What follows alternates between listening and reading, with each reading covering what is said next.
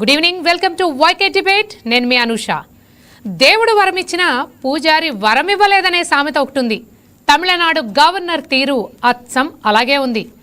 ప్రజలు విజయ్ పార్టీకి majority కట్టబెట్టిన governor మాత్రం ఆయనకు అధికారం అప్పగించేందుకు వంకలు వెతుకుతున్నారు.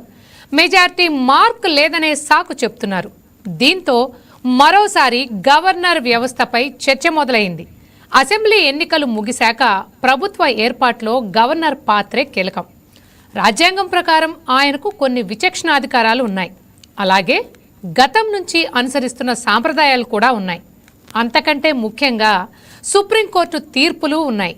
కానీ వాటిని ఏవీ పట్టించుకోకుండా తమిళనాడు గవర్నర్ రాజేంద్ర విశ్వనాథ్ ఆర్లేకర్ ప్రజల తీర్పును అపహాస్యం చేసేలా, బేరసారాలను ప్రోత్సహించేలా వ్యవహరిస్తున్నారనే విమర్శలు వెల్లువెత్తుతున్నాయి. విజయ్ మెజార్టీ మార్క్ సాధించడానికి 6 నంబర్ దగ్గర ఆగిపోయారు. అక్కడే గవర్నర్ గేమ్ మొదలుపెట్టారు. ప్రభుత్వం ఏర్పాటు చేసుకో, కానీ మెజార్టీ లెక్క ముందే తేల్చుకో అని కండిషన్ పెట్టారు. విజయ్ మాత్రం తగినంత మెజార్టీ ఉంది, అసెంబ్లీలో నిరూపించుకుంటామని ధీమాగా చెప్తున్నారు. కానీ గవర్నర్ మాత్రం కన్విన్స్ కావడం లేదు, విజయ్కు ఛాన్స్ ఇవ్వడం లేదు. దీంతో గవర్నర్ రాజేంద్ర విశ్వనాథ్ ఆర్లేకర్పై విమర్శలు వెల్లువెత్తాయి. చాలా పార్టీలు గవర్నర్ తీరును తప్పుపడుతున్నాయి. ఆఖరికి టీవీకే వ్యతిరేక పార్టీలైన డిఎంకే, ఎంఎన్ఎం అధినేత కమల్ హాసన్ సైతం అతిపెద్ద పార్టీనే గవర్నర్ ప్రభుత్వ ఏర్పాటుకు పిలవాలని డిమాండ్ చేయడం విశేషం.